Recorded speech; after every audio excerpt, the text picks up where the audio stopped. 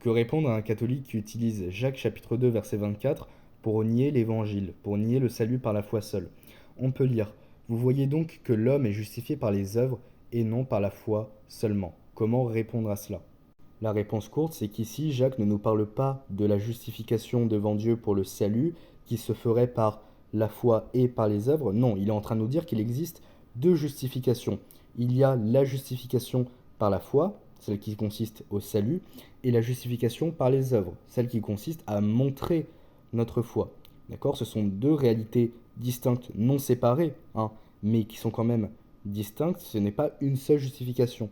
Jacques nous dit simplement que oui, on est justifié par la foi, mais pas seulement, il y a aussi une autre justification qui vient derrière, c'est la justification par les œuvres qui consiste à montrer notre foi. Il ne fait pas le parallèle entre foi et œuvre, il fait le parallèle entre être sauvé et montrer que l'on est sauvé. Maintenant, comment est-ce qu'on fait pour savoir dans le contexte de quelle justification est-ce que Jacques nous parle? Eh bien, il suffit de retourner quelques versets plus tôt quand il nous prend l'exemple d'Abraham. Abraham, notre père, ne fut-il pas justifié par les œuvres lorsqu'il offrit Isaac, son fils, sur l'autel? Et pourtant, on sait bien qu'Abraham n'a pas été sauvé par cet acte, par le sacrifice d'Isaac. Il a été sauvé bien avant. Déjà, on peut lire en Romains chapitre 4, versets 1 à 3. Que dirons-nous donc qu'Abraham, notre père, a trouvé selon la chair? Car si Abraham a été justifié par les œuvres, il a sujet de se glorifier, mais non devant Dieu. Car, que dit l'Écriture? Abraham crut Dieu, et cela lui fut imputé à justice. Donc Abraham, sa justification par les œuvres, n'a visiblement pas consisté au salut, puisque Abraham a été justifié par la foi, et la justification par les œuvres d'Abraham n'a pas mené à se glorifier devant Dieu, donc n'a pas mené au salut. Et c'est sa foi qui lui a été comptée comme justice. Maintenant, on peut établir la distinction en revenant à la Genèse. Si on retourne au chapitre 15, au verset 6, on peut lire « Et Abraham crut à l'Éternel, qui lui imputa cela à justice ». Donc Abraham, le moment où il a été sauvé, c'est en Genèse chapitre 15. Puis l'épisode avec Isaac, son fils, qu'il sacrifie sur l'autel, c'est en Genèse 22. Et qu'est-ce qu'on peut lire?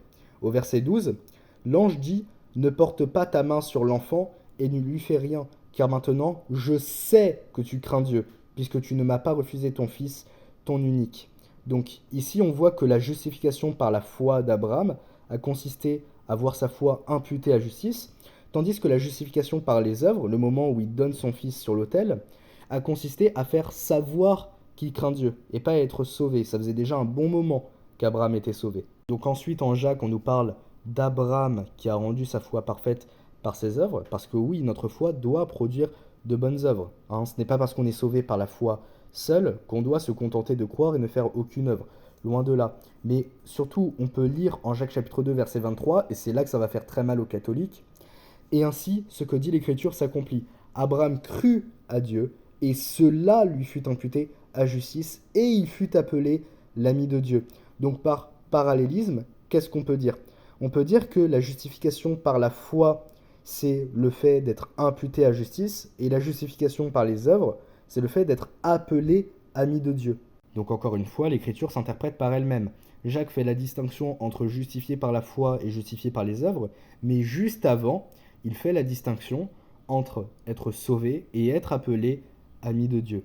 On peut établir une claire distinction entre justifié par la foi, donc devant Dieu pour le salut, et être justifié par les œuvres, donc par démonstration de notre foi, autrement dit, par abus de langage, justification devant les hommes. Et cette affirmation de la foi d'Abraham qui est imputée à justice, on la retrouve plusieurs fois dans l'Écriture. Genèse 15:6, que j'ai déjà cité, et Abraham crut à l'Éternel, qui lui imputa cela à justice. Galates 3:6, d'ailleurs l'hérésie des Galates, le salut par les œuvres. Tout comme Abraham crut Dieu et cela lui fut imputé à justice, et il continue. Puis Romains chapitre 4, versets 3 à 5. Car que dit l'Écriture? Abraham crut Dieu et cela lui fut imputé à justice. Or, le salaire de celui qui travaille est regardé non comme une grâce, mais comme une dette. Mais pour celui qui ne travaille point, donc qui ne fait pas d'œuvre, mais qui croit en celui qui justifie l'impie, sa foi lui est imputée à justice. Donc le salut, il est le même. Le moyen de salut, il est identique. Donc quand Jacques nous dit que l'homme est justifié par les œuvres et non par la foi seulement, il n'est pas en train de nous dire que la justification pour le salut se fait par la foi et par les œuvres. Il est en train de nous dire que on a la justification par la foi, on a le salut, mais il faut aussi rechercher une autre justification, celle par les œuvres, celle qui consiste à montrer que l'on croit en Dieu. Donc ne vous laissez pas avoir par les faux prophètes qui vous enseignent des hérésies damnables, comme le modalisme, la perte du salut et bien d'autres. J'espère que c'est clair pour vous, que Dieu vous bénisse.